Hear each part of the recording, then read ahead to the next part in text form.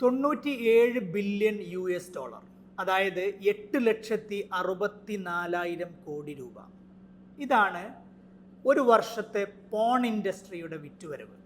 ഇത് ഒരു സിനിമയ്ക്ക് 1000 കോടിയും 2000 കോടിയും മുതൽ മുടക്കുന്ന ഹോളിവുഡ് സിനിമാ മേഖലയിലെ വാർഷിക വരുമാനത്തേക്കാൾ എത്രയോ അധികമാണ് എന്ന് കണക്കുകൾ പറയുന്നു. ഇന്റർനെറ്റ് ഉപയോഗിക്കുന്നവരിൽ 61% ആളുകളും പോൺ സൈറ്റുകൾ സ്ഥിരമായി സന്ദർശിക്കുന്നവരാണ്. ഇന്റർനെറ്റ് ഉപയോഗിക്കുന്ന പുരുഷന്മാരിൽ 78%, സ്ത്രീകളിൽ 44% അശ്ലീല വെബ്സൈറ്റുകളുടെ സ്ഥിരം ഉപഭോക്താക്കളാണ്.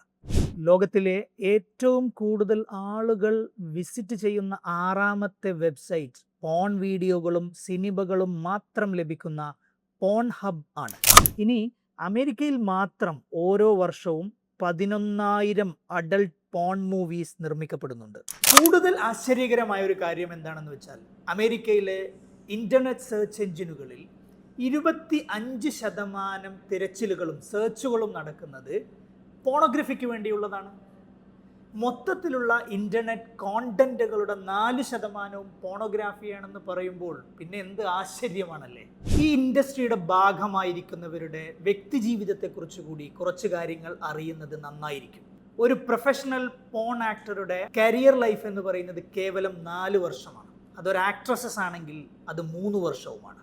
ആഫ്റ്റർ പോണൻസ് പോലെയുള്ള ഡോക്യുമെന്ററികൾ കരിയറിന് ശേഷമുള്ള ഇവരുടെ ദുരിതപൂർണമായ ജീവിത സാഹചര്യങ്ങളിലേക്ക് വെളിച്ചം വീശുന്നുണ്ട്. ആളുകൾ പെട്ടെന്ന് തിരിച്ചറിയുന്നത് കൊണ്ട് തന്നെ കരിയറിന് ശേഷമുള്ള പൊതുജീവിതം പലർക്കും സാധ്യമാവുന്നില്ല.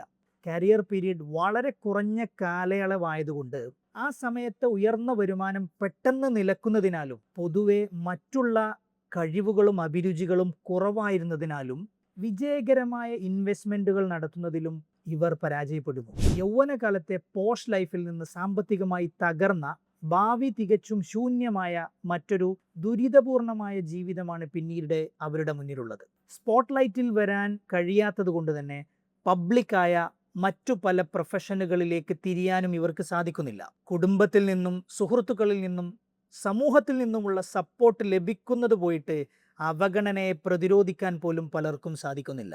കുത്തഴിഞ്ഞ ജീവിത സാഹചര്യങ്ങൾ നൽകിയ രോഗങ്ങളും ആരോഗ്യ പ്രശ്നങ്ങളും ഇതിനു പുറമെയുമാണ്. ഇനി അത്യന്തം ഗൗരവമേറിയ ചില വസ്തുതകളിലേക്ക് കടക്കാം. ലോകത്തിലെ ഏറ്റവും അധികം STDs അഥവാ എയ്ഡ്സ് ഉൾപ്പെടെയുള്ള സെക്ഷുവലി ട്രാൻസ്മിറ്റഡ് ഡിസീസസ് റിപ്പോർട്ട് ചെയ്തിട്ടുള്ള ഇൻഡസ്ട്രി പോൺ ഇൻഡസ്ട്രിയാണ്. മയക്കുമരുന്ന് ഉപയോഗവും ചൈൽഡ് അബ്യൂസും ഈ മേഖലയിൽ വളരെ വ്യാപകമാണെന്ന് എക്സ് പോൺ സ്റ്റാറുകൾക്കിടയിൽ നടത്തിയിട്ടുള്ള പഠനങ്ങൾ തെളിയിക്കുന്നുണ്ട്. യഥാർത്ഥ ലൈംഗിക വിദ്യാഭ്യാസവുമായി ഈ അശ്ലീല ആഭാസങ്ങൾക്ക് അശേഷം ബന്ധമില്ല എന്ന യാഥാർത്ഥ്യം പ്രേക്ഷകരിൽ ബഹുഭൂരിപക്ഷം ആളുകൾക്കും അറിയുന്നില്ല. അതുകൊണ്ട് തന്നെ വലിയൊരു ശതമാനം സ്ഥിരം പ്രേക്ഷകരുടെയും പോൺ അഡിക്റ്റുകളുടെയും കുടുംബജീവിതവും ലൈംഗിക ജീവിതവും ദുരിതപൂർണമാണ് എന്നതാണ് പഠനങ്ങൾ സൂചിപ്പിക്കുന്നത്. റിലേഷൻഷിപ്പ് പ്രോബ്ലംസ്, വൈവാഹിക ജീവിതത്തിലെ അതൃപ്തിയും നിരാശയും, പരസ്പര വിശ്വാസമില്ലായ്മ എന്നീ സാമൂഹിക പ്രശ്നങ്ങളോടൊപ്പം ഡിപ്രഷൻ, ആങ്സൈറ്റി ഡിസോർഡർ, അഡിക്ഷൻ പോലെയുള്ള പ്രധാനപ്പെട്ട മാനസിക ആരോഗ്യ പ്രശ്നങ്ങളും അശ്ലീല വീഡിയോകൾക്ക് അടിമപ്പെടുന്നവരിൽ ക്രമാതീതമായി വർദ്ധിച്ചുകൊണ്ടിരിക്കുന്നു. നമ്മൾ കേരളീയ പശ്ചാത്തലത്തിൽ കൂടുതൽ പഠനങ്ങൾ നടത്തുമ്പോഴാണ് മേൽപ്പറഞ്ഞ വിവരങ്ങൾ നിങ്ങൾ ശ്രോതാക്കൾക്ക് റെലവൻ്റ് ആയിത്തീരുന്നത്. സോഫ്റ്റ് പോൺ ഇൻഡസ്ട്രി 1990കളിലും 2000ന്റെ തുടക്കത്തിൽ വരെ കേരളത്തിൽ വളരെ സജീവമായിരുന്നു. A ഗ്രേഡ് B ഗ്രേഡ് മൂവികളിലൂടെ വളരെ നല്ല രീതിയിൽ ബിസിനസ് ചെയ്തുകൊണ്ടിരുന്ന അവർ സാച്ചുറേഷൻ്റെ ഭാഗമായി 2000ന്റെ പകുതിയോടുകൂടി ആ ഇൻഡസ്ട്രി അവസാനിച്ചു. എന്നാൽ സ്വകാര്യമായി പോൺ സബ്സ്ക്രൈബ് ചെയ്യുന്നത് കുറ്റകരമല്ല എന്ന കേരള ഹൈക്കോടതിയുടെ വിധിയോടുകൂടി OTT പ്ലാറ്റ്ഫോമുകളിലൂടെയും സോഷ്യൽ മീഡിയകളിലൂടെയും വെസ്റ്റേൺ പോൺ ഇൻഡസ്ട്രിയെ അനുകരിച്ചുകൊണ്ട് ഇവർ ഇപ്പോൾ കേരളത്തിൽ കൂടുതൽ സജീവമായി കൊണ്ടിരിക്കുകയാണ്. വിവിധ തരം പ്രൊഡക്ഷൻ ബാനറുകൾക്ക് കീഴിൽ മലയാളത്തിലുള്ള വെബ് സീരീസ് നിർമ്മാണങ്ങൾ ഇപ്പോൾ വ്യാപകമാണ്. എന്നാൽ മുമ്പത്തെ പോലെ സോഫ്റ്റ് പോൺ അല്ല ഇപ്പോൾ നിർമ്മിക്കുന്നത്. ഹാർഡ് കോർ എന്ന് വിളിക്കപ്പെടുന്ന യാഥാർത്ഥ്യം എന്ന് തോന്നിപ്പിക്കുന്ന പച്ചയായ ലൈംഗിക ആഭാസങ്ങളും അതിൻ്റെ ലാഭകരമായ കച്ചവടവും തന്നെയാണിത്.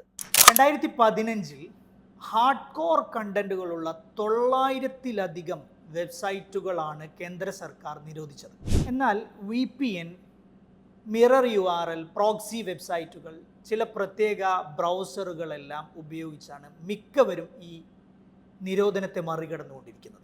സോഷ്യൽ മീഡിയയിൽ വന്നുകൊണ്ടിരിക്കുന്ന പോൺ കണ്ടന്റുകൾ വേറെയുമുണ്ട്. ആരോഗ്യമുള്ള ശരീരവും മനസ്സുമാണ് ഓരോ വ്യക്തിയുടെയും ഏറ്റവും പ്രധാനപ്പെട്ട മൂലധനം. അതിനനുയോജ്യമായിട്ടുള്ള വ്യക്തതയുള്ള ലൈംഗിക വിദ്യാഭ്യാസമാണ് വിദഗ്ധർ പ്രോത്സാഹിപ്പിക്കുന്നത്.